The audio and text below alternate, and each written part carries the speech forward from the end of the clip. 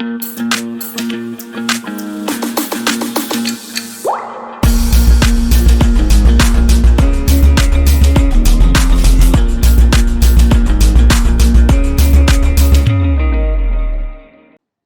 everyone, a very good morning to all of you and welcome back to the Layman Way, जहाँ पे हम daily MCQs discuss करते हैं current affairs के and एक static topic लेके, है ना। तो आज का जो स्टैटिक टॉपिक है दैट इज़ एंशिएंट हिस्ट्री। तो एंशिएंट हिस्ट्री के हम 5 क्वेश्चंस एंड करंट अफेयर्स के 5 क्वेश्चंस हम आज डिस्कस करेंगे, राइट। आगे बढ़ने से पहले एक important information about the foundation course of CSAT का फाउंडेशन कोर्स 1 मार्च से लॉन्च हो रहा है। इसमें हम quantitative aptitude, reasoning, data interpretation, linear arrangements, short tricks, comprehensions, practice sheets and 500+ questions including PYQs cover करेंगे। और इसके साथ साथ आपको CSAT विद PYQs वाला कोर्स भी कॉम्प्लीमेंट्री मिल रहा है जो हमने लास्ट ईयर लॉन्च किया था। और उसके आप जो फीडबैक हैं, है ना, और डेमो लेक्चर्स हैं, डेमो लेक्चर्स भी हमारी साइट पे पड़े हुए हैं and they are also available on YouTube as well. और उनके टेस्टिमोनियल्स भी आप पढ़ सकते हैं जिन्होंने लास्ट ईयर लिया था, है। उनके बहुत अच्छे रिव्यूज़ थे। So please go on and register for the course. You can download the full schedule from this link. The link is in the description and the demo lectures can be watched in this link, जिसका link भी आपको description में मिल जाएगा। And if you don't like the course we'll give a full refund. कोई भी ऐसा restriction नहीं है डेज़ का कि भाई 30 डे में रिफंड है या 60 डेज़ में। आप पूरा कोर्स देख लीजिए, उसके बाद भी अगर आपको पसंद नहीं आता है then also we'll refund the full amount to you, है ना। नो क्वेश्चंस आस्क्ड, ठीक है। तो चलिए आगे बढ़ते हैं। और आज this is lecture 21 and let's continue ahead with our first question. तो आज का जो पहला क्वेश्चन क्या बोल रहा है कि consider the following statements regarding local disasters. तो जो लोकल डिजास्टर्स होते हैं, मतलब जैसे मान लो किसी रीजनल लेवल पे कोई डिजास्टर हो गया ना, किसी स्टेट में फ्लड आ गया है ना, तो that is called a local disaster, क्योंकि वो नेशनल लेवल पे नहीं हुआ है, वो लोकल लेवल पे हुआ है। तो उसमें क्या बोल रहा है पहला ऑप्शन कि स्टेट गवर्नमेंट में use up to 50% of the funds available under state disaster response fund for providing immediate relief to the victims of the natural disaster that are within the local contacts in the state, है ना। तो क्या ये statement सही है कि नहीं। जो SDRF फंड होता है, जो बेसिकली स्टेट में जो डिजास्टर्स आते हैं उसको उसको मिटिगेट करने के लिए और उसके जो इफ़ेक्ट्स होते हैं उनसे उनसे मिटिगेशन के लिए यूज़ होता है। उसमें क्या हम 50% ऑफ द फंड्स इनके डिज़ास्टर के लिए, रिलीफ विक्टिम्स के लिए यूज़ कर सकते हैं। पहला ऑप्शन ये है। दूसरा क्या है, they are not included in the notified list of disaster of ministry of home affairs, ठीक है। तो पहला जो ऑप्शन है कि ये 50% फंड्स हैं, दिस इज़ रॉन्ग, बिकॉज जो ये फंड्स हैं वो 10% तक ही आप यूटिलाइज़ कर सकते हो, है ना। आप 10% तक ही इन फंड्स को यूटिलाइज़ कर सकते हो SDRF में, है ना। तो फर्स्ट इज़ रॉन्ग। सेकंड क्या बोल रहा है, they are not included in the notified list of disaster of ministry of home affairs. तो लोकल डिजास्टर्स को basically notified list of disasters में इंक्लूड नहीं करते हैं मिनिस्ट्री ऑफ होम अफेयर्स में, है ना। क्योंकि हर एक डिजास्टर अलग अलग स्टेट स्पेसिफिक होगा या फिर अलग अलग रीजन स्पेसिफिक होगा, तो उसको हम इंक्लूड नहीं करते हैं मिनिस्ट्री ऑफ होम अफेयर्स के लिस्ट में, है ना। तो सेकंड इज राइट। आंसर क्या हो जाएगा, आंसर हो जाएगा इसका बी, है ना। इससे देखो आपका ये भी होता है ना, आपके अगर मान लो आपने ये ऐसा कोई आर्टिकल नहीं पढ़ा है तो आपका रिवीजन भी होता रहता है धीरे धीरे कि भाई मेरा चलो रिवीजन हो रहा है ना। अगली बार से हम क्या करेंगे ना, हम इसके साथ इसकी थ्योरी भी जो है वो इंक्लूड कर देंगे, है ना, ताकि और भी ज़्यादा अच्छे से रिवीजन हो पाए करंट अफेयर्स का, ठीक है। आगे बढ़ते हैं। Which of the following are the components of Ayushman Bharat digital mission. तो आयुष्मान भारत डिजिटल मिशन के क्या मकसद हैं। पहला पहला ऑप्शन क्या बोल रहा है, a health ID for every citizen that will also work as their health account to which personal health records can be link. तो ये हमने देखा था ना, हमने पिछले साल भी बात किया था आयुष्मान भारत डिजिटल मिशन के बारे में, इस साल भी बात किया है कि इसमें क्या होता है, इसमें एक हेल्थ ID क्रिएट होती है, उसमें सारे आपके पर्सनल रिकॉर्ड्स होते हैं कि आपकी मेडिकल हिस्ट्री होती है, ताकि कोई भी डॉक्टर उसको जब आपको कोई प्रॉब्लम होती है किसी भी डॉक्टर के पास आप जाते हो तो वो उसको एक्सेस करके आप देख सके कि क्या मेडिकेशन देना चाहिए। तो पहला तो सही है। और ये बहुत ही जनरल स्टेटमेंट, आप देखो अगर नहीं भी पता है आपको, Ayush Bharat digital mission, Ayushman Bharat digital mission, Ayushman में आपको पता है मिनिस्ट्री ऑफ आयुष रहती है, आयुष्मान किससे रिलेटेड है, हेल्थ से रिलेटेड है, ये आपको पता है ना, ये तो सबको पता रहता है। डिजिटल मतलब हम पेपर वर्क नहीं करेंगे, हम डिजिटल मतलब हम कुछ ऐप में कोई डॉक्यूमेंट रख देंगे, हम पेपर वर्क नहीं करेंगे, है ना, वैसा कुछ है। तो इसमें हम कैसे कर सकते हैं ये, और ये दिमाग में रख के, ये इन्फॉर्मेशन दिमाग में रख के पहला ऑप्शन देखो क्या बोल रहा है, a health ID for every citizen that will also work as their health account to which the personal health records can be linked, है ना। लिंक अब आप कैसे कर पाओगे, जब डिजिटल चीज़ें होंगी तभी लिंक कर पाओगे ना। और हेल्थ ID आप क्रिएट करोगे जिसमें आपका सारा डेटा रहेगा, तो ये सही है, सब्जेक्टिव स्टेटमेंट है। दूसरा क्या बोल रहा है, health care professional registry that will act as a repository of all healthcare providers across both modern and traditional systems of medicine. तो एक रिपोजिटरी बनाएंगे, एक हम रजिस्ट्री बनाएंगे जिसमें सारे जो हेल्थ केयर प्रोवाइडर्स हैं उनका डेटा होगा। तो ये भी बहुत ही सब्जेक्टिव स्टेटमेंट है ना, हेल्थ केयर सर्विसेज को अच्छा करना है तो एक जगह कंसोलिडेटेड डेटा होना चाहिए, है ना, और मेडिसिन का भी डेटा होगा उसमें, तो ये भी सही है। तीसरा क्या बोल रहा है, Ayushman Bharat digital mission sandbox एक बनेगा that will act as a framework for technology and product testing. तो इसमें क्या बोल रहा है, इसमें इनोवेशन की बात कर रहा है कि भाई हम इसमें टेक्नोलॉजी हमको इंटीग्रेट करनी है, तो उसमें हम एक सैंडबॉक्स टाइप का चीज़ लॉन्च करेंगे जहाँ पे हम नए फीचर्स की टेस्टिंग करेंगे, है ना। सैंडबॉक्स क्या होता है, यही होता है जब आपको मार्केट में कोई प्रोडक्ट लॉन्च करना होता है तो आप डायरेक्ट मार्केट में लॉन्च नहीं करते हो, पहले आप किसी रेगुलेटरी इन्वायरमेंट में लॉन्च करते हो, सैंडबॉक्स में लॉन्च करते हो, है ना। तो उसमें जो ये टेक्नोलॉजी और प्रोडक्ट टेस्टिंग होगी उस सैंडबॉक्स में होगी। तो ये भी नॉर्मल स्टेटमेंट है, 3 भी सही है। जनरली इसके क्या होगा, तीनों सब्जेक्टिव स्टेटमेंट है ना, तो डी आंसर हो गया इसका, है ना। आगे बढ़ते हैं। Consider the following statements regarding Mars orbiter mission. जो मॉम है उसके बारे में पूछ रहा है। Mars orbiter mission is the first interplanetary mission of ISRO, है ना। तो ये तो सही है, आपने सब लोगों ने मूवी देखी होगी मंगलयान, है ना। तो उसमें पहला मिशन था, पहला सक्सेसफुल मिशन था किसी इंटर प्लैनेट में, है ना। दूसरा क्या है, the primary objective of the mission was to search for science of ancient life on planet Mars. तो ये तो मकसद नहीं था, मकसद क्या था कि भाई मार्स में हम सक्सेसफुल लॉन्च करेंगे और उसके ऑर्बिट में हम इसको डालेंगे ताकि मार्स को ऑब्जर्व कर पाए, बस इतना ही मकसद था। एक टेक्नोलॉजी डिमॉन्स्ट्रेशन टाइप का था कि हम ये कर सकते हैं। तो ये दूसरा तो गलत है, ठीक है। क्या आंसर हो जाएगा, पहला, है ना, ए। मूवी भी अगर आपने देखी है ना मंगलयान तो भी ये क्वेश्चन कर दोगे, है ना, कोई पढ़ने की ज़रूरत नहीं है इसमें। उसके बाद आगे बात करते हैं, CRISPR based genetic engineering technology can be use in which are the following areas. तो क्रिस्पर क्या है, एक जीन एडिटिंग टूल है, इसमें हम क्या करते हैं, जीन्स को एडिट करते हैं ना। तो जो जैसे डीएनए होता है तो उसमें पार्ट सेक्शन ऑफ डीएनए जिसको हम जीन बोलते हैं, है ना, एक जो भी डीएनए का एक सेक्शन होता है उसको हम बोलते हैं जीन। तो इसको ये लोग कट करते हैं यहाँ से, है ना, इसको कट करते हैं और फिर दूसरा जीन यहाँ पे आके रिप्लेस कर देते हैं, इसको हम बोलते हैं जीन एडिटिंग। तो जो भी लिविंग बींग्स होते हैं, जो भी बायो वाले होते हैं ना, उन सब में जीन एडिटिंग हो सकती है, प्लांट्स में हो सकती है, एनिमल्स में हो सकती है, ऑर्गेनिजम्स में हो सकती है ना। तो ये देखो, जितनी भी मैंने पहले भी मैं बता चुका हूँ, जितनी भी फ्यूचरिस्टिक और एमर्जिंग टेक्नोलॉजीज़ होती हैं, है ना, उनका जो एप्लीकेशन होता है वो बहुत ही अनलिमिटेड पोटेंशियल होता है उनका, है ना। तो हो सकता है आज के समय में उस पर्टिकुलर टेक्नोलॉजी से कोई चीज़ नहीं हो रही हो, बट आने वाले समय में हो सकती है ना। फ्यूचरिस्टिक टेक्नोलॉजीज जो भी होती हैं, जैसे ये नई टेक्नोलॉजी है, जीन एडिटिंग, ब्लॉकचेन, है ना, ये सब हॉट टॉपिक्स हैं। इनमें जितने भी ऑप्शंस आते हैं जनरली कि इससे ये हो सकता है, इससे ये हो सकता है, अनटिल अनलेस बहुत ही ज़्यादा एक्सट्रीम ना हो, है ना, अनटिल अनलेस बहुत ज़्यादा एक्सट्रीम ना हो कि भाई हम अगर हम इंसान से जानवर बना देंगे, इस टाइप की कोई चीज़ ना हो, तब तक ऑप्शन सही रहते हैं। अब हम इसके ऑप्शन पढ़ते हैं क्या बोल रहा है। पहला क्या बोल रहा है, restrain population of mosquitoes that infect humans. तो जो मच्छर काटते हैं, जो ह्यूमंस को काट देते हैं, तो हम क्या करेंगे, उनका जीन को एडिट कर देंगे। उनके जीन को एडिट करेंगे तो इन्फेक्शन नहीं होगा उससे, है ना। जैसे कि हम वो बनाते हैं, क्या बनाते हैं, बीटी कॉटन बनाते हैं, है ना, बीटी ब्रिंजन बनाते हैं। तो ये जो बीटी वाले होते हैं, जो जेनेटिकली मॉडिफाइड क्रॉप्स होती हैं, उनमें क्या होता है, क्रॉप्स का जीन मॉडिफाई कर दिया जाता है, तो उनके ऊपर पेस्ट अटैक नहीं करते हैं, ना, पेस्ट अटैक नहीं करते हैं। तो ये भी हो सकता है, मॉस्किटोज के भी हम जीन्स एडिट कर सकते हैं। दूसरा, क्रॉप प्रोडक्शन को इनहेंस, ये मैंने बोला जीन एडिटिंग जब होती है, जेनेटिकली मॉडिफाइड जो क्रॉप्स होती हैं उन पे पेस्ट अटैक नहीं करते हैं, तो क्रॉप का प्रोडक्शन बढ़ जाएगा, है ना। तो दूसरा भी सही है। तीसरा क्या बोल रहा है, improve the production of biofuels. तो बायोफ्यूल्स कहाँ से जनरेट होता है, ऑर्गेनिक चीज़ों से ही जनरेट होता है ना, तो उसमें भी हम जीन को एडिट कर सकते हैं ना। मोलासिस वगैरह जो है, मोलासिस जो प्लांट बेस्ड फ्यूल्स होते हैं, है ना, शुगर केन से निकलता है ये, तो हम उसके जीन को एडिट कर सकते हैं, तो उससे बायोफ्यूल्स का भी प्रोडक्शन हम इम्प्रूव कर सकते हैं ना। उसके बाद live imaging of DNA mRNA. तो जीन तो कटता ही कहाँ से है, जीन बनता कहाँ से है, जीन बनता है डीएनए का सेक्शन काट के, है ना। तो हम इसकी इमेजिंग भी कर सकते हैं, जब हम जीन काट सकते हैं तो उसकी इमेज भी तो ले सकते हैं ना। तो फोर्थ भी सही हो गया, क्या ऑप्शन हो गया, डी हो गया, है ना। इस टाइप से कॉमन सेंस से क्वेश्चन करो, सब होते जाएंगे, है ना। आगे बढ़ते हैं। Raunthi glacier and Mrigthuni glacier are located in. अब देखो ये तो पता होना चाहिए। अब अगर मान लो कुछ और वर्ड होता है, जैसे मान लो, अच्छा हम मान लो नहीं भी बताए तो कैसे कर सकते हैं इसको, नाम से देखो, थोड़ा नाम भी, इस नाम से भी कभी कभार आइडिया लग सकता है ना।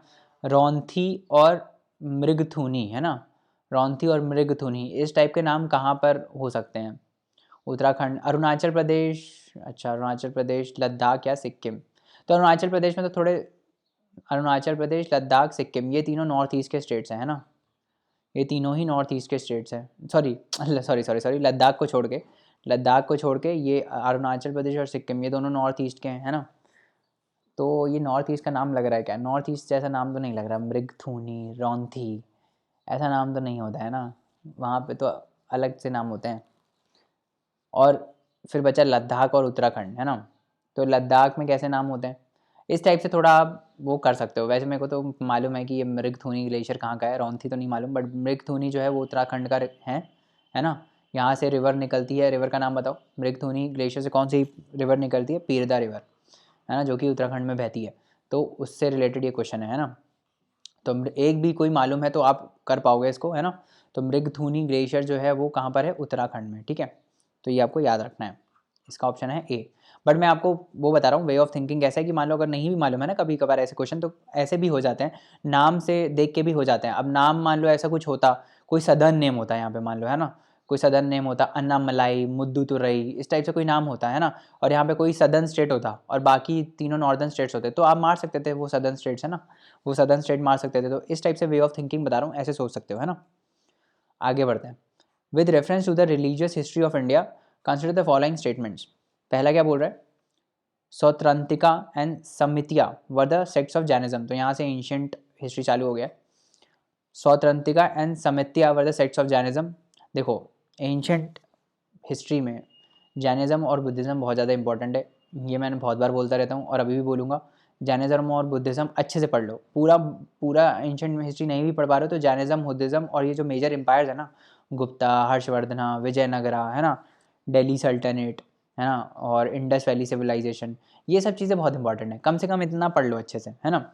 तो ये पढ़ोगे तो ये क्वेश्चन हो जाएगा आराम से। Sautrantika and Sammitiya were the sects of Jainism. Jainism के सेक्ट्स नहीं है, ये कहाँ के सेक्ट्स हैं, बुद्धिज्म के सेक्ट्स हैं, है ना। These are not sects of Jainism, these are sects of Buddhism. तो पहला इज रॉन्ग। दूसरा क्या है, सरस सरवस्तिवदन, जो कि बुद्धिज्म का है, held that the constituents of phenomenon were not Holi momentary but existed for ever in the latent form. तो ये सही है, क्योंकि जो ये जो फेथ था, सेक्ट था, इन्होंने ये बोला था कि लोग चीज़ें हमेशा एग्जिस्ट करती हैं, कोई फ्यूचर और कोई प्रेजेंट या फिर कोई पास्ट नहीं है, जो चीज़ें हैं वो फॉर एवर एग्जिस्ट करती हैं, ये इनका फिलॉसफी था। तो इसका आंसर है बी। इसके बारे में हम थ्योरी भी देख लेंगे, हम क्या करेंगे ना, जो जब भी हम एंशियंट और मिडिवल हिस्ट्री के क्वेश्चन डिस्कस करेंगे ना, तो उसके बैकग्राउंड की थ्योरी भी देख लेंगे, ताकि आपका रिवीजन होता रहे। क्योंकि मेरे को पता है आप जाके अभी एंशियंट हिस्ट्री तो मुश्किल से ही पढ़ने वाले हो, तो इसीलिए ताकि यहाँ से भी रिवीजन होता रहे आपका, I try to maximise our efforts, है ना। तो सौंत्रांतिकाज एंड समतियाज जो हैं ये बुद्धिज़्म के सेक्ट हैं। सौंत्रांतिका का मतलब होता है फॉलोअर ऑफ सूत्रास, है ना। सौत नाम से पता चल रहा है, सौत्रांतिका, सौत्रांतिका मतलब सौ आया है सूत्रास से, है ना, तांत्रिका मतलब follower. Sautrantika is generally considered to be another school of Buddhism that developed within सरस, ये जो दूसरा वाला ऑप्शन है, सरवस्तिवदा सेक्ट, है ना। सरवस्तिवदन क्या बोलता है कि जैसे कि सारे बुद्धिस्ट हैं, वो लोग ये मानते हैं कि जैसे कि वो सरवस्तिवदन्स, ये लोग ये मानते हैं कि जो चीज़ें हैं वो हमेशा एग्जिस्ट करती हैं, जैसे कि मैंने अभी बताया, है ना, कि all things exist and exist continuously in the past, in the future and in the present. तो हमेशा ये एग्जिस्ट करती हैं, है ना, तो अमर हैं ये चीज़ें, ये लोग ये मानते हैं, ठीक है। आगे बढ़ते हैं। With reference to the difference between the culture of Rigveda Aryans and Indus Valley people. तो ऋग्वेदा और इंडस वैली के बीच में जो लोग रहते थे, ऋग्वेदा में जो लोग रहते थे और इंडस वैली में जो लोग रहते थे, उनके बारे में कुछ इन्फॉर्मेशन दी है, एंड लेट्स सी कि कौन सी सही है कौन सी गलत है। पहला क्या बोल रहा है, Rigvedic Aryans use the coat of mail. अच्छा, ऋग्वेदा और ये जो वेदास है ना, ऋग और लेटर वेदिक एराज, ये भी इंपॉर्टेंट है ना। बुद्धिज्म, जैनिज्म उसके साथ ही आता है ये ऋग्वेदा, लेटर वैदिक पीरियड, है ना, और फिर आता है गुप्ता एम्पायर, तो ये सब आपको पढ़ना है ना। Rigvedic Aryans use the coat of mail and helmet in warfare, whereas the people of Indus valley did not leave any evidence of using them. अच्छा, दूसरा क्या बोल रहा है, Rigvedic Aryans knew gold, silver, copper, whereas Indus valley knew only copper and iron. अब देखो इसमें only आ गया, है ना, ओनली आ गया, तो जनरली क्या होता है, ओनली वाले स्टेटमेंट गलत रहते हैं, है ना, तो ये इसको हम गलत मान लेते हैं, दिस इज़ रॉन्ग। और वैसे भी इंडस वैली जो है उस time gold was known. Indus valley में देखा है ना, वो आपने एनसीईआरटी पढ़ोगे तो देखा होगा, वो ऑर्नामेंट्स पहनते थे, है ना, ये सब पहनते थे। तो ये तो गलत है कि गोल्ड नहीं पता था, और उसके बाद इनको आयरन नहीं पता था, क्योंकि आयरन का हमको कोई उस टाइम एविडेंस नहीं मिलता है, बट कॉपर के तो थे चीज़ें जो एक्सट्रैक्ट हुए हैं, है ना। और टेराकोटा भी था उस टाइम, है ना, टेराकोटा भी था। उसके बाद आपका ऑर्नामेंट्स तो थे ही, हमने देख ही लिए, तो गोल्ड भी पता था, तो ये तो गलत हो गया दूसरा वाला। और ऑनली आ गया तो वैसे भी गलत हो गया। उसके बाद दूसरा गलत कर देते हैं, दूसरा अगर हमने गलत कर दिया तो पहला तो सही है, बचा थर्ड ऑप्शन। थर्ड क्या बोल रहा है, Rigveda Aryans had domesticated the horse whereas there is no evidence of the Indus Valley people having been aware of this animal. तो ऋग्वेदा के टाइम्स हॉर्स का डोमेस्टिकेशन होता था, सही है, जबकि इंडस वैली में हमको ऐसा कुछ नहीं पता है, हमने हॉर्स का कोई ट्रेस नहीं है इंडस वैली में, तो ये भी सही है। ये बेसिक स्टेटमेंट्स हैं, ये दिए गए हैं, तमिलनाडु की हिस्ट्री वाली बुक में पढ़ सकते हो, नॉर्मल एंशेंट हिस्ट्री जो है वो उसकी पढ़ सकते हो, एनसीईआरटी उसमें भी दिया हुआ है ना। अब थोड़ी और इन्फॉर्मेशन के बारे में बात कर रहे थे ऋग्वेदा के बारे में। तो during Rigveda the tribal society was divided into 3 groups. तो उस टाइम 3 ग्रुप्स में थे, वॉरियर्स, प्रीस्ट एंड पीपल। इसके बाद चौथा एक डिवीजन था, दैट वाज कॉल्ड शूद्रास। इसके बाद ही तो आया था कास्ट सिस्टम, है ना। एक मिनट, इसको पेन कलर को चेंज कर देते हैं, स्विच करना पड़ेगा बार बार, है ना। तो फोर्थ डिवीजन को बोलते थे हम शूद्रास, है ना, जो लेटर वैदिक पीरियड में है, मतलब ऋग्वेदा जब एंड होता है तब आते हैं वो, है ना। देयर आर रेफरेंसेस इसमें। अब उस टाइम क्या होता था, स्लेव जो होते थे उनको एज अ गिफ्ट दिया जाता था प्रीस्ट को, है ना। और ये जो स्लेव्स होते थे वो मेनली वुमेन रहती थी, जिनको घर के कामकाज के लिए एज अ स्लेव लिया जाता था, है ना। It is clear that Rig-Vedic time slaves were not used directly in agriculture or other product producing activities, मतलब उनको डोमेस्टिक वर्क के लिए लिया जाता था, है ना। In the age of Rigveda differentiation based on occupation, जैसे हमने बात किया था ना कि कास्ट सिस्टम जो है उस टाइम पे क्या होने लगा था कि जो ब्राह्मण्स हैं, क्षत्रियाज हैं, वैश्याज हैं, शूद्रा हैं, इनको ऑक्यूपेशन के बेसिस पे डिवाइड कर लिया गया था। ब्राह्मण्स पंडित होंगे, है ना, क्षत्रियाज वॉरियर क्लास होंगे, वैश्याज ट्रेडर्स होंगे, ट्रेडर्स एंड मर्चेंट्स, है ना। तो इस टाइप से जो चीज़ें हैं वो ऑक्यूपेशन के बेस पे डिफाइन होने लगी उस टाइम पे, है ना। ड्यूरिंग द ऋग वैदिक period tribal elements in the society were stronger, जो ट्राइब्स थे उस टाइम के, है ना, वो उनका प्रेजेंस बहुत ज़्यादा स्ट्रॉन्ग था। सोशल डिविजन्स उस टाइम एग्जिस्ट नहीं कर रहे थे, है ना।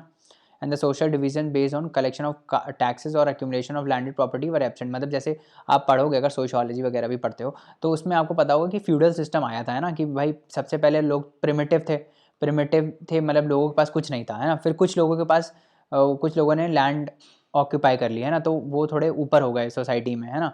उसके बाद फिर अगर इन्होंने और ज़्यादा वेल्थ को अक्यूमुलेट कर लिया, फिर और ऊपर चलते चले गए, तो इस टाइप से डिवीजन होने लगा। फिर ये जो जिन्होंने लैंड ऑक्यूपाई करी थी इनके लिए ये नीचे वाले लोग काम करने लगे, इसको बोलते थे हम फ्यूडलिज्म, है ना। बट उस टाइम ऐसा नहीं था, उस टाइम जो सोसाइटी थी वो इक्वल थी, है ना। ऐसा कोई एविडेंस नहीं है फ्यूडलिज्म का ऋग्वेदिक पीरियड में। तो ऐसा अगर कि कभी स्टेटमेंट आ जाए कि ऋग्वेदा में there was an evidence of feudalism, तो वो गलत हो जाएगा, है ना। तो ये आपको याद रखना है, ठीक है। हम इसकी डिस्कस करते जा रहे हैं और थ्योरी भी, है ना। The painting of Bodhisattva Padmapani is one of the most famous and of illustrate painting set. अब बोधिसत्वा किससे रिलेटेड है, बुद्धिज़्म से, है ना। और बुद्धिज़्म से रिलेटेड है ये आपको पता है, बोधिसत्वा जी बहुत बहुत ही सिंपल है कि ये बुद्धिज़्म से रिलेटेड है ना। पहला क्या है, अजंता, बादामी, बाग, एलोरा। अब इनमें से कौन सा ऐसा केव है जो सिर्फ बुद्धिस्ट केव है, बताओ मेरे को। अजंता, है ना। तो कहाँ मिलेगी ऐसी पेंटिंग, अजंता में मिलेगी, है ना। अजंता इज़ द ओल्डेस्ट केव, है ना, तो अजंता में मिलेगी, है ना। तो इस टाइप से कर सकते हो, ठीक है। ये एनसीईआरटी की इमेज है, आप देख सकते हो, ये पदमपनी की इमेज है अजंता केव में, है ना। केव नंबर 16, नहीं केव नंबर 16 की नहीं है, सॉरी। ये पहले पढ़ लेते हैं हम। तो scenes from the Jataka stories of the life of Gautam Buddha, the Buddha's former lives as a Bodhisattva. Bodhisattva जो बुद्धिज़्म को प्रीच करते हैं, जो जिनको एनलाइटनमेंट मिल गया होता है, बट वो मतलब दूसरों को भी एनलाइटनमेंट पाने के लिए इस संसार में रहते हैं। Paintings of various bodhisattvas, followers बोल सकते हो एक टाइप से बुद्धिज़्म के। बोधिसत्वास इन त्रिभागा पोज इन केव वन। वज्रपानी है, प्रोटेक्टर एंड गाइड। ये एक पेंटिंग है वज्रपानी की, प्रोटेक्टर एंड गाइड है, सिंबल ऑफ बुद्धास पावर। दूसरी है Manjushri, manifestations of Buddha's wisdom. उसके बाद है पदमपनी, जिसको हम अवलोकितेश्वरा भी बोलते हैं, सिंबल्स ऑफ बुद्धास कंपैशन। तो ये देखो, ये मैंने लिखा हुआ है आपके रटने के लिए, ये आपको रटना है, अरे ये याद करना है, इसमें कुछ समझाने वाला नहीं है, ठीक है। आगे बढ़ते हैं। Which of the following was a very important sea port in the Kakatiya kingdom. तो ककाटिया में कौन सा सबसे इंपॉर्टेंट सी पोर्ट है, पहला है काकीनाडा, दूसरा है मोतुपल्ली, तीसरा है मसूलीपट्टनम एंड नेल्लूरू। तो ये तो पढ़ा होगा तभी कर पाओगे। कौन सा है, मोतुपल्ली, है ना। Motupalli was a sea port in the Kakatiya kingdom. तो यहाँ पे जो ककाटियस थे उसके टाइम मार्को पोलो ने विजिट किया था, ये भी पूछ रहे थे कौन से ट्रैवलर आए थे, तो मार्को पोलो आए थे, ये याद रखना, ककाटियस के टाइम पे, है ना। जो ये मछलीपट्टनम है, this was the sea port of Golconda kingdom, है ना। तो ये गोलकोंडा किंगडम का बेसिकली पोर्ट था, करेक्ट, समझ में आ रहा है। आगे बढ़ते हैं। Regarding the taxation system of Krishnadeva the ruler of Vijayanagara consider the following. तो देखो मैंने बोला था ना विजयनगर एम्पायर इंपॉर्टेंट है, तो उसके ऊपर क्वेश्चन आ गया, ठीक है। तो पहला क्या है, the tax rate on land was fixed depending on the quality of land. दूसरा क्या है, private owners of workshops paid an industries tax. तो कृष्णदेव विजयनगर जो एम्पायर थी उस टाइम पे टैक्सेशन बहुत प्रेवलेंट था, टैक्सेस को यूज़ किया जाता था लोगों के बेनिफिट के लिए। तो टैक्स को कैसे रेट लैंड करते, मतलब टैक्स कैसे लगाते थे लैंड की क्वालिटी के ऊपर, है ना। It ranged from I think 1/6 of the produce till कुछ था 1/3 to 1/6 इस टाइप से कुछ टैक्स लेते थे, 1/6 to 2/3 ऐसा कुछ था, है ना। इस टाइप इतना वो टैक्स लेते थे, रेंज करता था, क्वालिटी ऑफ लैंड पे डिपेंड करता था। उसके बाद जो प्राइवेट ओनर्स होते थे उनको इंडस्ट्रीज टैक्स देना पड़ता था, है ना। देखते हैं अभी आगे इसके बारे में, इसका आंसर है सी, है ना। Let's see. Vijayanagara rulers followed an oppressive taxation policy. The prosperity of the empire can be explain through their taxation principle. जो लैंड टैक्स था that was a major source of revenue, है ना। उसके बाद जो कृष्णदेव राय थे उस टाइम पे 1/3 से 1/6, वही मैं बोल रहा था 1/3 से 1/6 था शायद, 1/3 से 1/6 टैक्स लगता था depending on the quality of land. Land tax के अलावा और भी टैक्स लगते थे, shopkeepers, farm servants, workers, posters, है ना, पोस्ट मास्टर जो थे, शू मेकर्स, म्यूजिशियन, इन सब पे भी टैक्स लगता था। ग्रेजिंग एंड हाउस टैक्सेस भी लगते थे, कॉमर्शियल टैक्सेस भी लगते थे, है ना। कोई अगर आप आर्टिकल मैन्युफैक्चर कर रहे हो, ट्रेड पे भी टैक्स लगता था। प्राइवेट ओनर्स को इंडस्ट्री टैक्स देना पड़ता था, जो वर्कशॉप्स के ओनर थे उनको इंडस्ट्री टैक्स देना पड़ता था, है ना। तो ये थे कुछ of the questions of ancient history. I hope you like the lecture and if you did please like, share, subscribe and recommend our lecture to your friends. For more such lectures you can log on to www.thelaymanway.com. Please leave us a review, the link is in the description, and explore our YouTube. So thank you so much guys. अगले lecture में मिलते हैं, तब तक पढ़ते रहिए, hard work करते रहिए। अगले लेक्चर में मिलते हैं। Thank you so much, bye bye and take care.